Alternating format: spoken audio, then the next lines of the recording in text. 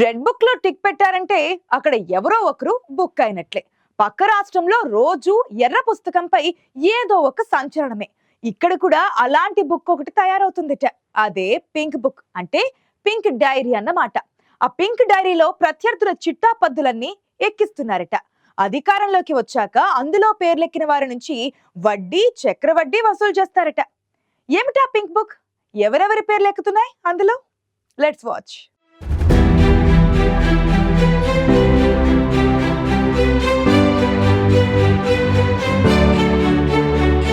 అధికారంలో ఉన్న 10 ఏళ్లు ఖమ్మం జిల్లాలో బీఆర్ఎస్ నేతల ఆడిందే ఆటగా సాగింది. వారేం చెబితే అదే జరిగింది. దేశవ్యాప్తంగా కాంగ్రెస్ పార్టీ ఆనాడు ధర్నాలు, ఎక్కడా ఎలాంటి కేసులు లేకున్నా ఖమ్మంలో మాత్రం కాంగ్రెస్ బడా నేతల మీద కూడా కేసులు పెట్టిన చరిత్ర ఉంది.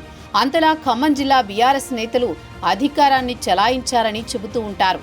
జిల్లాలో ఆ పార్టీకి నూకలు చెల్లిపోవడానికి అది కూడా ఓ కారణమంటారు. అందుకని ఎన్నికల్లో తాము ఎవ్వరి మీద కక్ష సాధింపు చర్యలకు దిగలేదని, కేసులు పెట్టలేదని పదే పదే నేతలు చెప్పుకోవలసి వచ్చింది.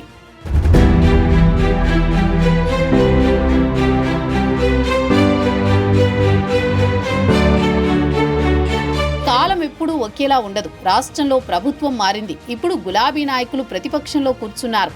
ఆనాడు గులాబీ నాయకులుగా ఉన్నవారు ఎన్నికల ముందు హస్తం గూటికి చేరి ఇప్పుడు ఏకంగా మంత్రులయ్యారు. కొంతమంది ఎమ్మెల్యేలు అయ్యారు. అయితే ఇప్పుడు వారు కూడా పాత లెక్కను సరిచేసే పనిలో ఉన్నారు. ఎన్నికలు అయినప్పటి నుంచి అధికార పార్టీ నేతలు వేధింపులకు పాల్పడుతున్నారని గులాబీ పార్టీ నాయకులు ఆరోపణలు గుప్పిస్తున్నారు. అయితే గతంలో చేసిన అరాచకాలు, అక్రమాలకు చట్టపరమైన చర్యలు తీసుకుంటున్నారని హస్తం నేతలు అంటున్నారు. ఆనాడు ఎన్నికల్లో కూడా బీఆర్ఎస్ ఇదే చెప్పింది. అరాచక శక్తుల మీదే కేసులు పెట్టామని ఆనాడు ఎన్నికల ప్రచారంలో బీఆర్ఎస్ నాయకులు చెబితే, నేడు కాంగ్రెస్ నాయకులు కూడా కబ్జా రాయుళ్ల మీదనే కేసులు పెట్టామని చెబుతున్నారు.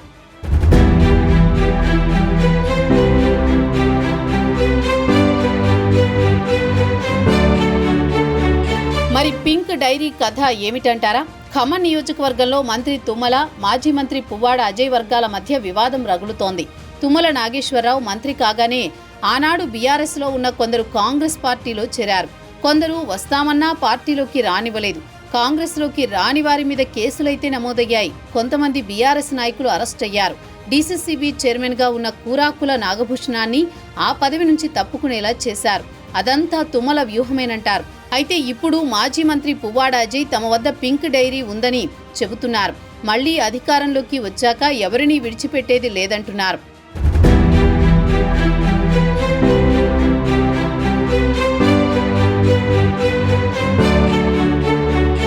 రాష్ట్రంలో కాంగ్రెస్ పాలన ఏడాది పూర్తి చేసుకుంది. మరో 4 సంవత్సరాల పదవీ కాలం ఉంది. ఈ 4 ఏళ్లు 4 డైరీలు ఉంటాయని, 4 డైరీల్లో ఎవరు వేధించారో నమోదు చేయాలని చెబుతున్నారు మాజీ మంత్రి పువ్వాడ.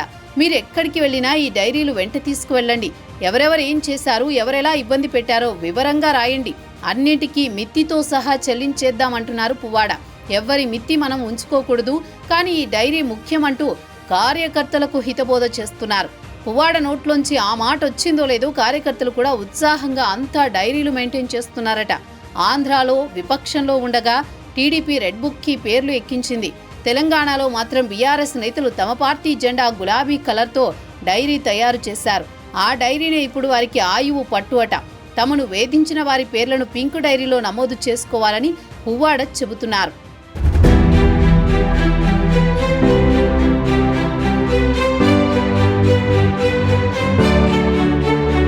కొసమెరుపు ఏమిటంటే, వాస్తవానికి బీఆర్ఎస్ నేతలు ఓటమి తర్వాత జిల్లా కడపాదడప మాత్రమే వచ్చిపోతున్నారు. దీంతో క్యాడర్కి మేమున్నామని భరోసా ఇచ్చేవారే లేకుండా పోయారు. అప్పుడప్పుడు వచ్చిపోతున్న నాయకులు కొన్ని వాగ్దానాలు చేసి ధైర్యం చెప్పిపోతున్నారు. మరి ఈ పింక్ డైరీతో గులాబీ క్యాడర్కి భరోసా వస్తుందా? పెన్నులో ఇంకు అయిపోవడం తప్ప ప్రయోజనం ఉంటుందా అన్న చర్చ అయితే జరుగుతోంది.